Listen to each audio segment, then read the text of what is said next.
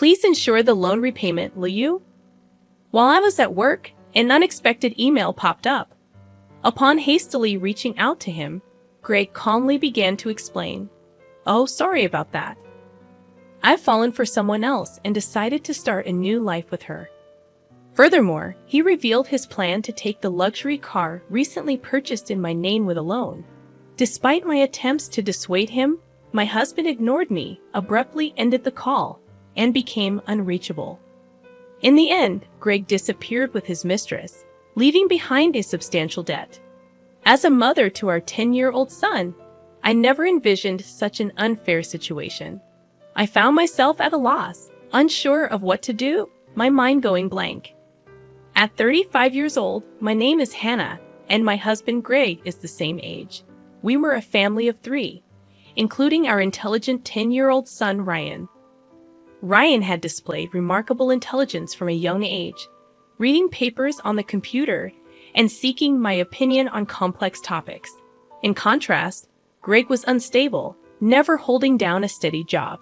Despite my full-time job and concerns about our future, Greg had recently maintained a stable income for 3 years. Lately, Greg spoke of making memories as a family, leading us to decide on buying a $35,000 camper van. However, due to Greg's inability to pass the finance company's loan review, I ended up taking the loan for the car. On the eagerly awaited delivery day of the camper van, I received an abrupt email from Greg stating he would graciously take the delivered van since the loan was in my name, and I would handle the repayments. Confused, I called my husband immediately, only to hear him confess, "Well, I've fallen in love with another woman and decided to date her. I intended it to be just a fling, but it turned serious, so I'm thinking of starting over my life with her. Bye." He mentioned the divorce papers we had discussed during a previous fight, declared he would file them, and unilaterally ended the call. This exchange marked the first time I realized I had been betrayed by Greg, a shocking blow. Subsequent attempts to contact him yielded no response. When I returned home from work and checked the drawer where the divorce papers should have been, they were already gone, leaving me burdened with a significant debt from a $35,000 car loan. Despite my repeated attempts to reach out to my husband through emails and calls, I never received a reply. Ryan, noticing my unusual behavior, came to check on me with concern after dinner. "Mom, what's wrong? You haven't been eating much lately. Are you okay?" Yeah, maybe. I'm just tired." When people lie, they look up to the right. Lying is bad.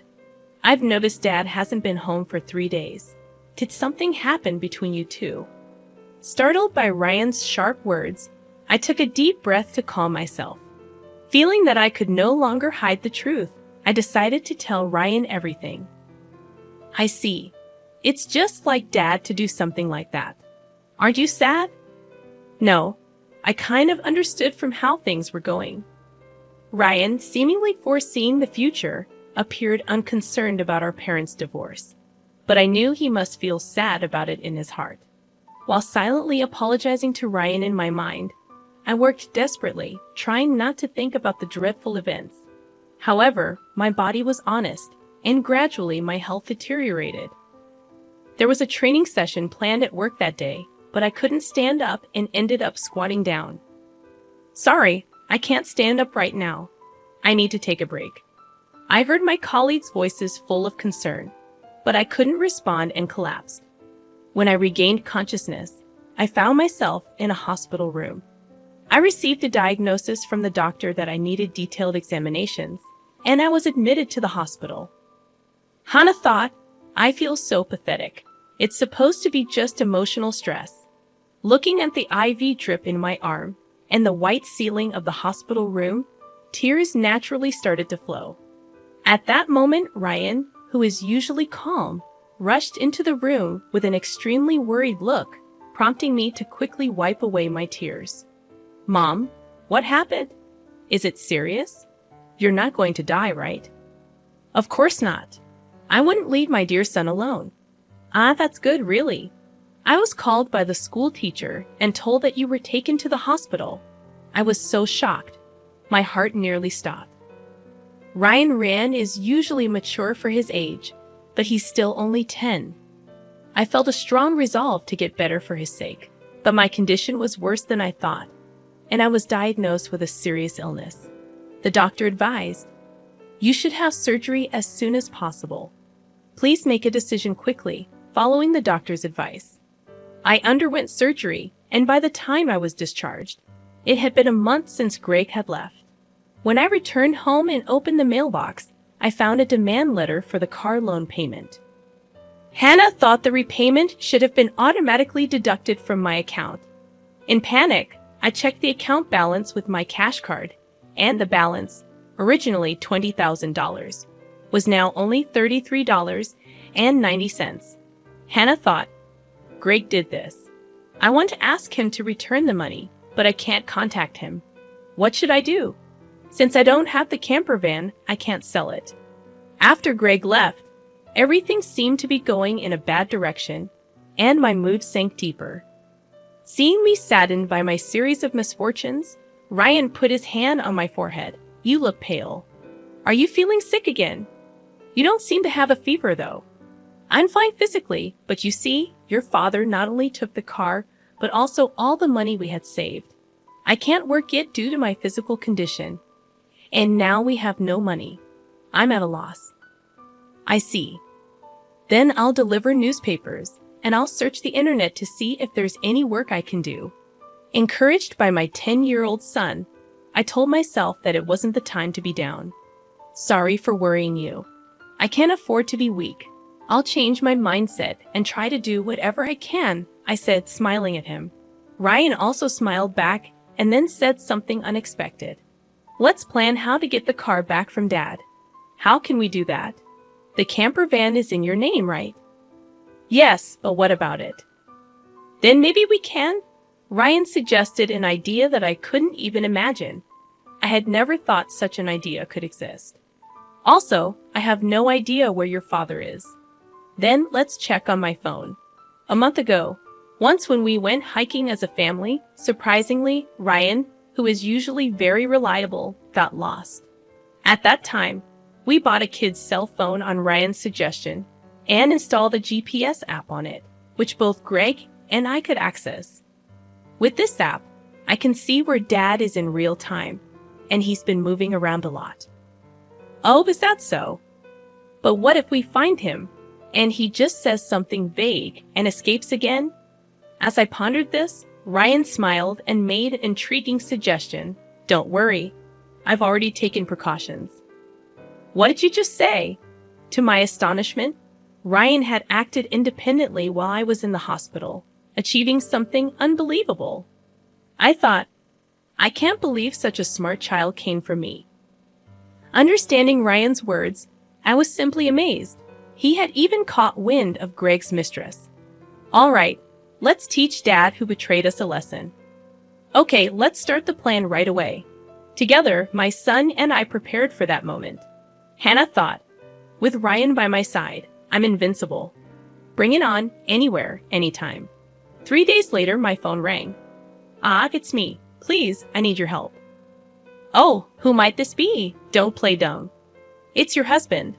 Obviously, I'm being questioned by the police about you. At this rate, they might ask me to come to the police station voluntarily. Help me out." "Oh, is that so? Just wait a moment then." I immediately went with my son to where Greg was, and to my surprise, it was a forest park near our house where camping was possible. Greg was being questioned by the police in front of his car, looking bewildered. Feeling pathetic, I sighed and told the police we needed to have a talk as a couple and asked them to leave for a while. At that time, Greg seemed uncomfortable being watched by the people around us and urged Ryan and me to get into the car. Inside the car, Greg's mistress was sitting cross-legged, glaring at us, but that was no longer important. "Sorry about that. Thanks for coming. But why did the police suddenly show up at my place? I don't get it." "That's because I filed a report about the missing camper van." "What? Why would you do that? It's obvious, isn't it? My car was stolen." Greg, foolishly thinking that actions between spouses can't be criminal, was saying nonsensical things. But the world isn't that naive, you know. You filed for divorce, remember? Forgot? So we are strangers now. And you're driving a stranger's car without permission. That's a crime. Ryan figured all this out. Typical, sharp as ever, that kid. But I didn't steal the car. I just borrowed it for a bit. Oh, is that so? Well, I'd like to use my car now. So could you return it? That would be really helpful. As I reached out my hand, asking Greg to return the keys, he reluctantly handed them over after confirming it was returned. Ryan quietly started talking. Hey, why did you abandon your family and choose to play around with this woman? Caught off guard by his son's unexpected question, Greg was flustered and awkwardly scratched his head. Seeing this, Greg's mistress chuckled smugly and started talking. It's because I'm more attractive than your mother. Look at me, you can see it, right? He fell head over heels for me and decided to leave his family. Quiet. I didn't ask you, old lady. Dad, you answer. Mandy was silenced by Ryan's stern tone, but Greg remained quiet. If you can't explain, that's fine. I'll just have the police come back and arrest you. Wait, hold on. Okay, I'll talk. Mandy, it turns out, joined Greg's company 3 months ago. They were attracted to each other and became involved at the welcome party for new employees. Later, it was discovered that Mandy was pregnant, and Greg decided to start a new life with her, leaving us behind. Why did you take the camper van? I quit my job and thought about selling the car for money. But it seems like you were using it quite a bit, weren't you? I thought it was a waste to sell it right away, so we decided to go on a trip. Wait, how do you know all this? Remember when Ryan got lost? After that, as a precaution, we bought him a kid's cell phone and installed a GPS app. Did you forget? We installed it on your phone too, so I knew where you were all this time. By the way, I later found out from Ryan that he had pretended to get lost during our family hike because he wanted a cell phone. I was amazed at Ryan's ability to think and act so strategically. I suspected something was off with Dad, so I came up with this plan to monitor his actions. You really are a terrifying child. I will never become an adult like you, Dad, who betrays important people without a second thought. Greg, faced with the hard truth Ryan told, was a pitiful adult unable to offer any rebuttal. In contrast, seeing Ryan, only 10 but able to think and speak his mind firmly, gave me a sense of strength as a mother. I felt I couldn't lose, especially in settling things properly. Also, return the $20,000 you withdrew from my account right now. That was our joint property as a couple. I don't have to return it. No, it's not that. The money was what I saved little by little since I was single after all. You always quit your jobs midway, so we hardly ever saved money together, did we? I was appalled to hear that the $20,000 had been squandered by Greg and his mistress. It was the moment I felt relieved about divorcing him. So that's how it is. But if you stole and used the car and my money, that's going to be a serious crime. What? I just sent the police away, so it's not their business anymore, right? I only said we would talk. I have no intention of withdrawing the complaint. I must add the theft of my money to the report. Mom, should I call the police now? I can do it with just one button on my phone. Mandy, Greg's mistress, had been watching our conversation but quickly tried to get out of the camper van. At that moment, she let out a scream that echoed around. The reason was that outside the car door, Mandy's parents were standing there, faces red with anger, about to explode in fury. Startled, she stepped back as her parents yelled at her. I'm sorry. Don't be so angry. But why are you here, Mom and Dad? I called your parents beforehand. What? Why? The truth was, during my hospital stay, Ryan had visited Greg's office and tearfully told them, my dad left the house with a woman we don't know, and my mom collapsed. Seeing Ryan's sorrowful and frail state, the people at Greg's office suspected Mandy. who had left the company with Greg, and gave Ryan her parents' address. Greg and Mandy have been overly friendly at the office, and there were photos showing them together at the welcome party for new employees, looking like a couple. After learning from the office people that you commuted from your parents' house, Mandy's parents were standing there, faces red with anger. I went there with your photo, and your parents came out when I visited. Then I told them everything that had happened. So today, I contacted Mandy's parents and asked them to wait nearby for a while. How could you do this to me? The worst. I don't want to hear that from you. That's my line. By the way, your stomach seems quite big. When is the baby due? In 3 months. What? Wait a minute, that doesn't add up with when you met my husband. You two met only 3 months ago, right? What's going on? It's not time for the baby to be born yet. Greg, hearing this for the first time, stared at Mandy, eyes wide.